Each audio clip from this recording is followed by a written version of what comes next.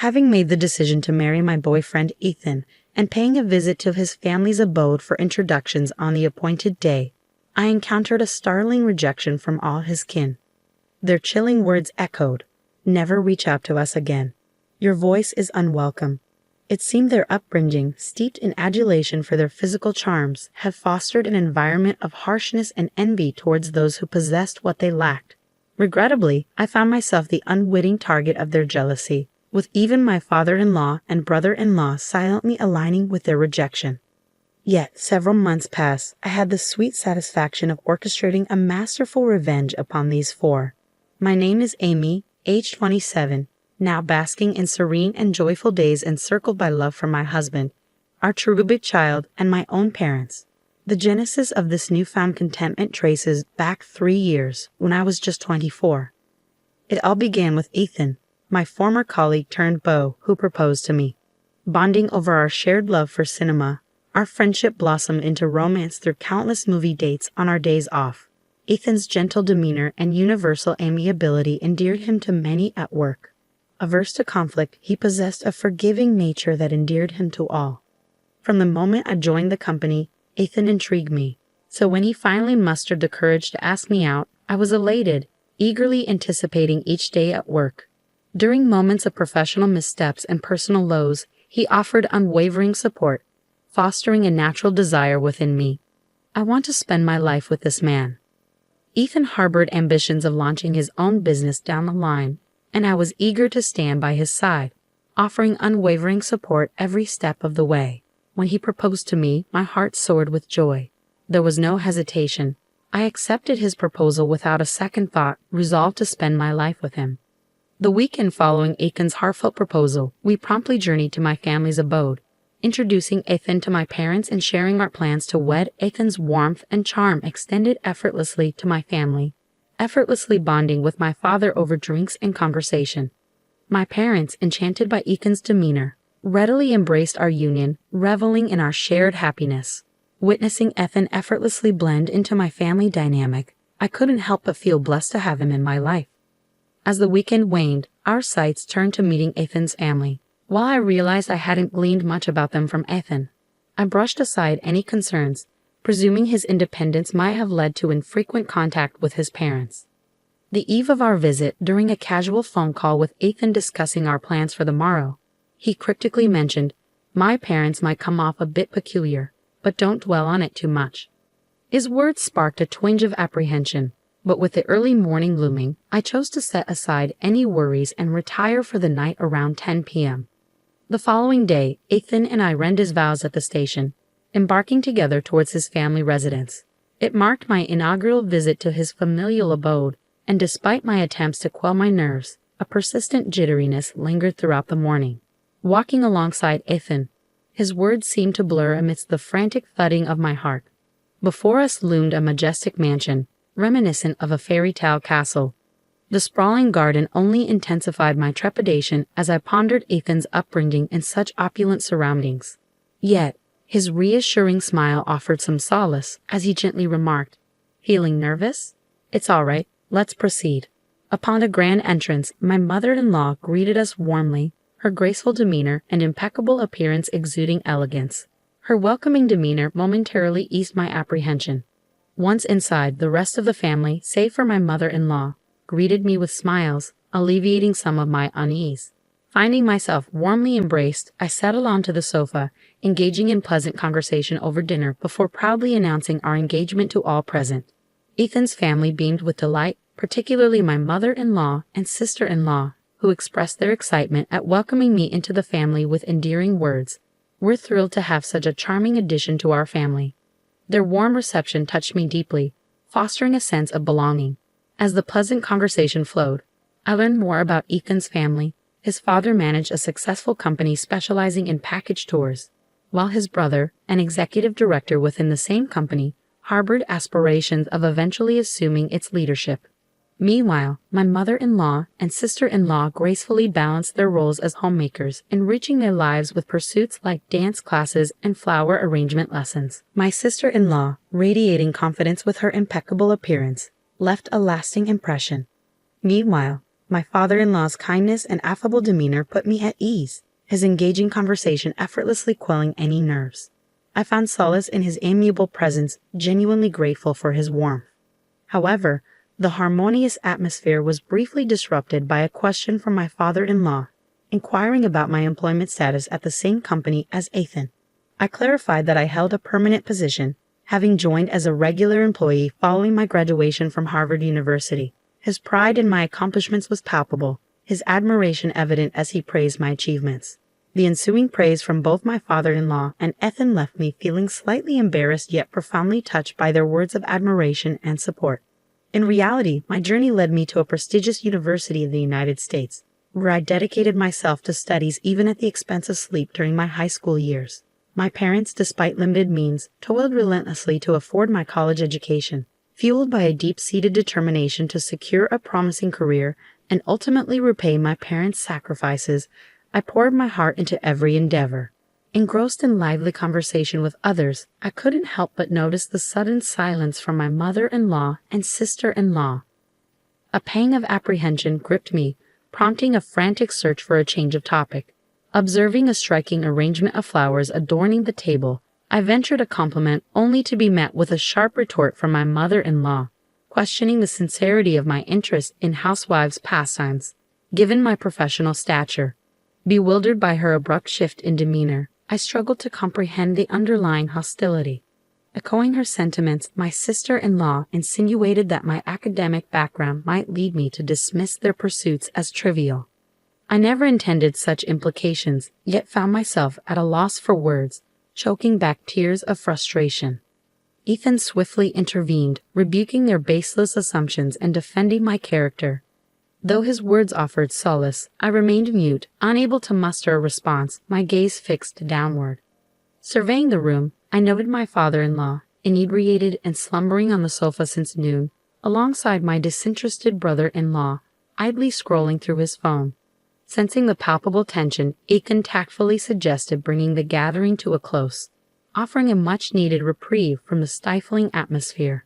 As we made our way back to the station, Ethan offered his apologies, explaining, "I'm sorry about today. My mom and sister have quite the pride. They're particularly touchy about their high school education." Later, Ethan revealed that his mother-in-law had worked at a flower shop straight out of high school, where his father-in-law had become enamored with her at first sight. A captivating beauty, she drew numerous customers to the shop daily. Through persistent pursuit, his father-in-law won her affections, and they eventually married, with him still seemingly wrapped around her finger to this day. Similarly, his sister-in-law, a striking woman, had reconnected with Ethan's brother-in-law at a high school reunion in their early 20s.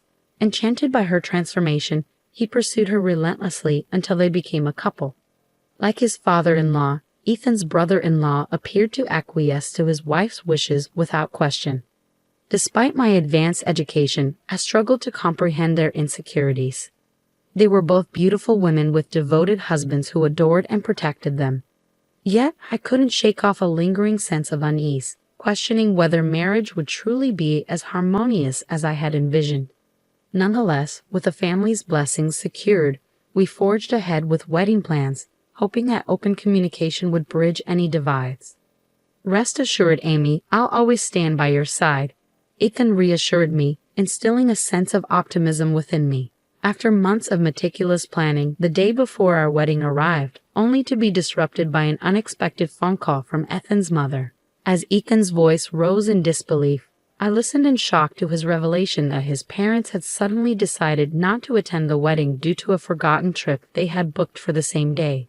Stunned and bewildered by this unforeseen turn of events, we attempted to reach them for an explanation to no avail, met only by the incessant ringing of unanswered calls.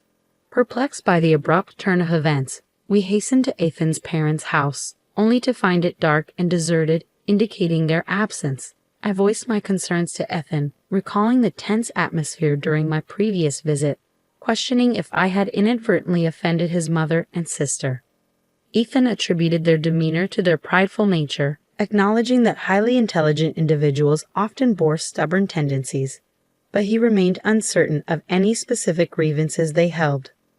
Puzzled by his father's absence as well, Ethan explained that both his father and brother-in-law were inclined to defer to their wives, likely aligning with them to avoid discord. His distress was palpable, leaving me at a loss for words. Ultimately, our attempts to contact Ethan's family proved futile, compelling us to proceed with the wedding sans their presence. We were left bewildered by the unfolding events, questioning the reasons behind their absence. Even if they genuinely forgot about their trip, I struggled to comprehend why they would prioritize it over their son's wedding. Upon learning of Ethan's family's absence, my own parents expressed understanding, though their expressions betrayed a hint of complexity, burdening me with a sense of guilt for causing them distress on what should have been a joyous occasion. During the reception, murmurs circulated among our guests, questioning the absence of Ethan's parents. Even our boss, who graciously offered a toast, inquired about their whereabouts, leaving us grappling for an appropriate response. Faced with the dilemma of revealing the truth, we opted to deflect inquiries by attributing their absence to illness. What was meant to be a day of celebration turned into one fraught with mental exhaustion. Days later, when Ethan and I visited his parents to relay the events of the ceremony, his mother's nonchalant demeanor and lack of remorse stung deeply. Suppressing my sadness to maintain familial harmony, I responded with a strained smile, concealing the hurt that lingered within. Ethan's voice cut through the tension like a knife, his words echoing with a mixture of disbelief and frustration. Canceling the day before the wedding, with all our relatives absent, is that even acceptable? If you had no intention of attending, you shouldn't have accepted the invitation in the first place. His sister-in-law's response only added fuel to the fire. I would have attended if Amy wasn't the bride, she declared coldly, leaving me utterly bewildered, my head spinning with confusion. Before I could make sense of her words, Ethan's mother-in-law launched her own accusation, attempting to deflect blame onto me. Don't lay all the blame on us. I wanted to witness my son's special day, but Amy ruined it. I'm a victim here too. I demand an apology. Ethan, sensing my shock, rallied to my defense. How can you blame Amy? She's done nothing wrong, he retorted, his voice tinged with incredulity. But the silence of Ethan's father-in-law, until now, was ominous. When he finally spoke, it was with a venomous intensity that sent shivers down my spine. Enough is enough. How dare you barge in here on our day off to complain? Is that all you came for? Get out. His words were like a slap in the face, and before we could even process what was happening, we found ourselves forcibly ejected from their home. As I hastily slipped on my shoes at the entrance, my mind reeled with shock and disbelief, struggling to comprehend the sudden turn of events. A sharp sting on the sole of my foot jolted me into a panic. Ouch! I exclaimed, lifting my foot to find a caterpillar wriggling inside my shoe. Recoiling with disgust, I hastily kicked off my shoe and fled outside, releasing the creature into the open air. As I stood, one shoe on, catching my breath, I noticed my mother-in-law and sister-in-law watching, their laughter laced with a malicious edge. Are you all right? They asked, their concern ringing hollow. Eager to escape the uncomfortable situation, I mumbled an apology and made a swift exit, only to be halted by my mother-in-law's unexpected words. Amy, please refrain from involving yourself in our affairs except for weddings and funerals, she said, her tone final as she shut the door, leaving me bewildered and hurt. What had I done to deserve such treatment? All I wanted was to foster a positive relationship with Ethan's family. On the journey home, Ethan showered me with apologies, assuring me that I needn't endure any further interactions with his family. Despite his efforts to console me, I couldn't shake the feeling of guilt and confusion. The revelation that my presence had caused such disdain from his mother-in-law and sister-in-law weighed heavily on my mind, leaving me questioning my worth. The next day brought a new wave of distress as my entire body erupted in intense itching. Rushing to the mirror, I was greeted with the sight of fiery red swelling covering my skin. A visit to the dermatologist revealed that the cause was caterpillar stings from the previous day.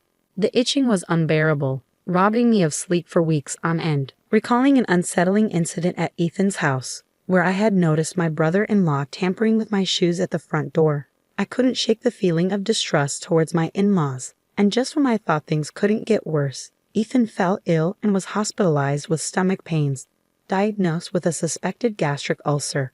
Worried sick, I insisted he take time off work and accompanied him to the hospital for further tests. Grappling with the mounting challenges, that seemed to plague us relentlessly. I hesitated, recalling the blunt instruction to only reach out in the event of a wedding or funeral. Yet, I couldn't bring myself to keep Ethan's hospitalization a secret from his parents.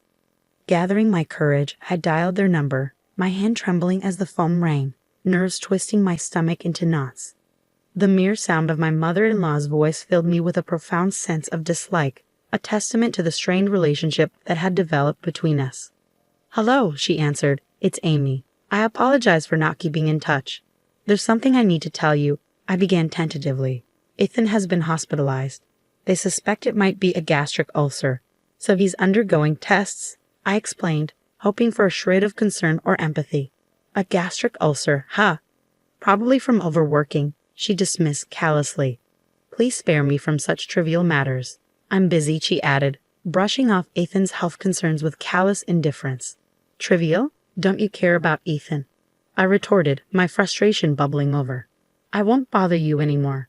I'll call Ethan directly," I concluded, my voice thick with disappointment. Before I could hang up, my brother-in-law abruptly took the phone. "You're too persistent. Can't you read the room?" he chastised. "Whether Ethan's in the hospital or not, your constant calls are irritating," he snapped before ending the call abruptly. The abrupt click of the line cutting off left me reeling, a surge of indignation coursing through me. The callous rejection from my in-laws, their harsh words cutting deeper than I had anticipated, shattered any lingering hope of reconciliation. In that moment, I made a solemn vow to myself. If they don't want me to contact them, fine. I want nothing to do with that family anymore. I'll never reach out to them again, no matter the circumstances.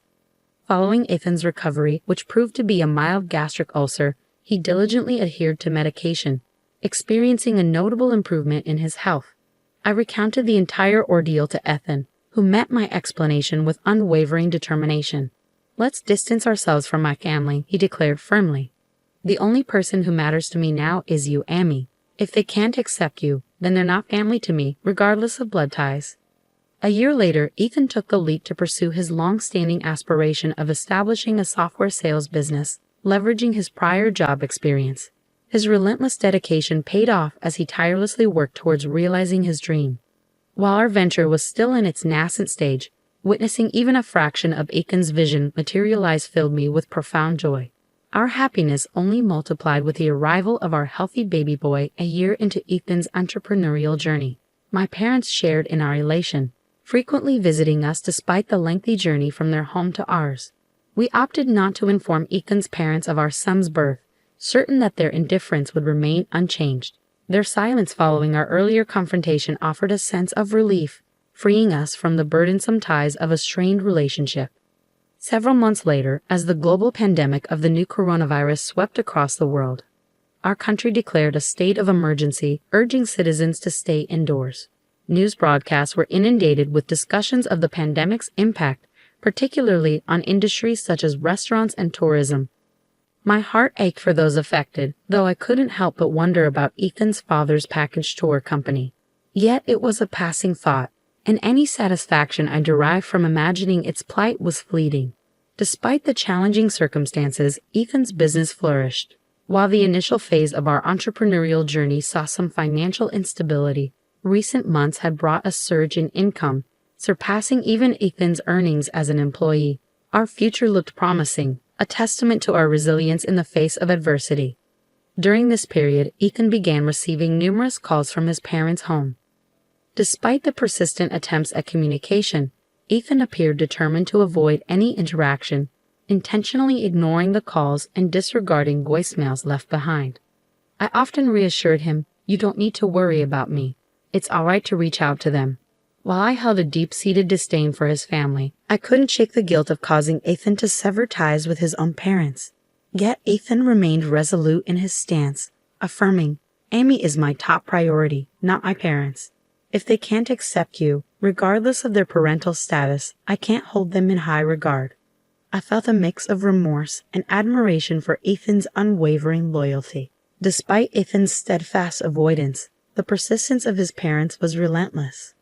Daily calls went unanswered, and then one day, a letter arrived from his family home, bearing a startling message. Our business is teetering on the edge of bankruptcy and urgent financial discussions are necessary, it read.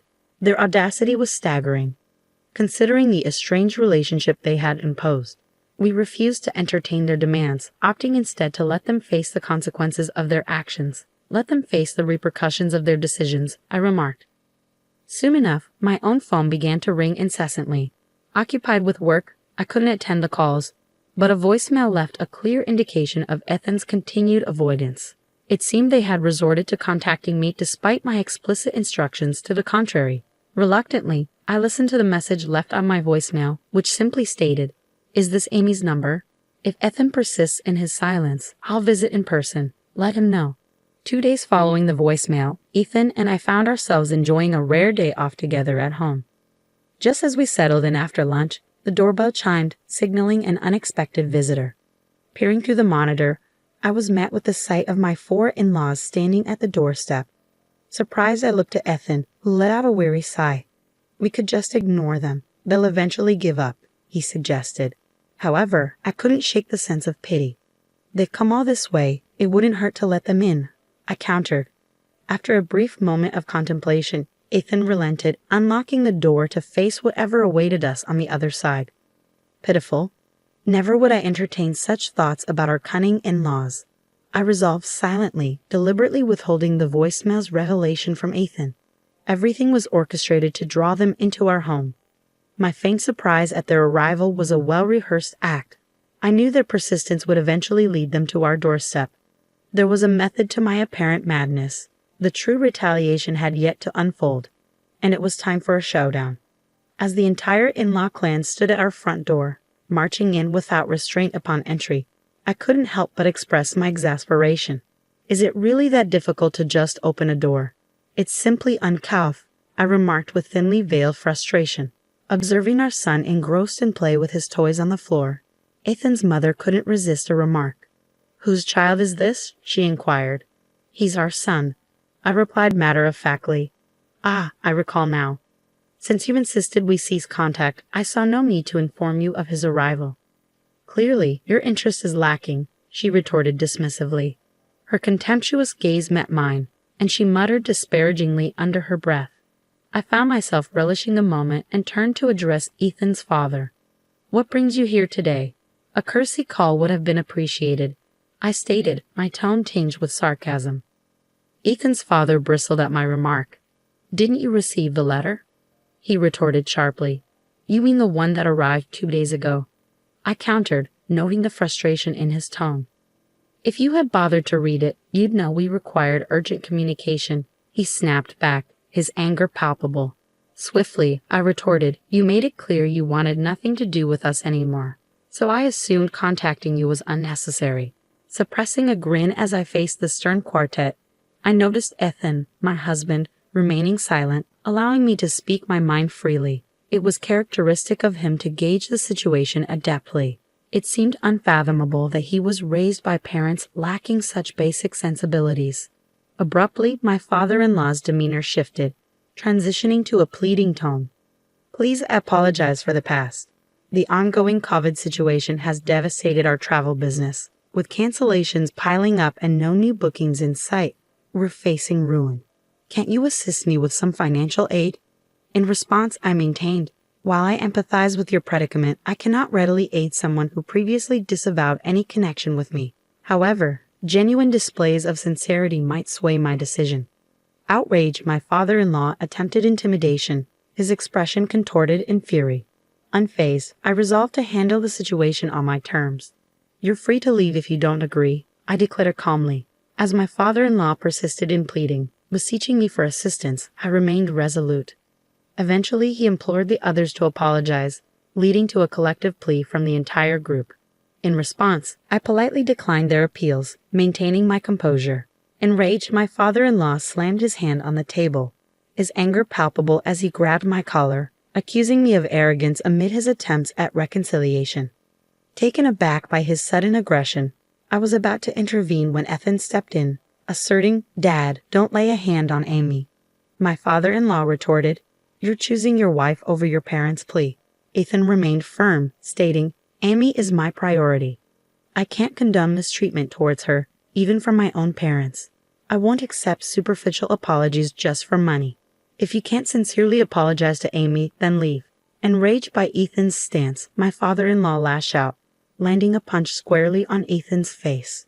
Shocked and struggling to comprehend the violence unfolding, I attempted to reason with my father-in-law.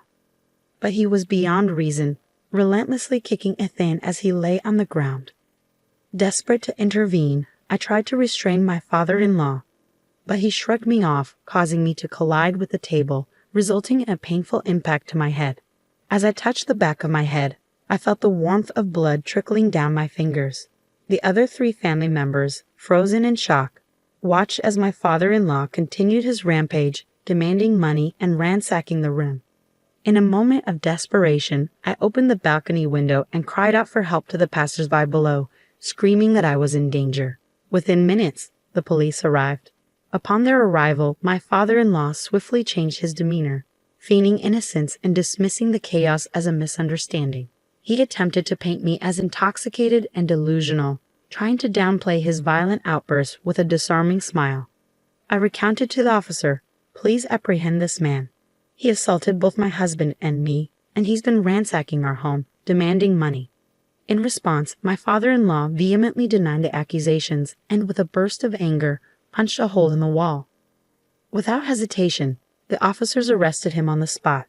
Subsequently, the other 3 family members were also taken in for questioning. It became apparent that my father-in-law would spend some time in jail.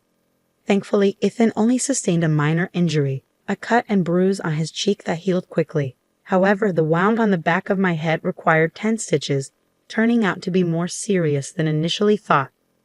While I feel a pang of guilt for Ethan's injury, a sense of relief washes over me knowing that my in-laws have ceased their demands for money, possibly reflecting on their actions. As I later discovered, my father-in-law initially spoke highly of me, but my mother-in-law and sister-in-law's jealousy led them to manipulate him and my brother-in-law into treating me poorly. It's astounding how envy can alter one's behavior so drastically, leading to unforeseen consequences. It serves as a sobering reminder of the unpredictable nature of human emotions and the potential repercussions that follow. As anticipated, my in-laws faced financial ruin, their business collapsed, and their home was repossessed. Now they reside in a modest apartment, both nearing their 70s and struggling to secure employment. My brother-in-law, once privileged by his father's position, now languishes in a cycle of gambling at the casino, nearing 50 with no marketable skills. Meanwhile, my sister-in-law's attempts at job hunting are thwarted by her demanding demeanor, leaving her confined to their home. Following that turbulent incident, my father retired, prompting a decision for my parents and us to cohabit. Surprisingly, it was Ethan who proposed this arrangement out of concern for my parents' well-being in their twilight years. With my return to work, my parents graciously care for our son during the day, providing me with a sense of security in juggling childcare and my career. Surrounded by my beloved husband, caring parents, and our cherished son, life couldn't be more fulfilling. I am determined never to take this happiness for granted and to always remain grateful for the blessings bestowed upon us.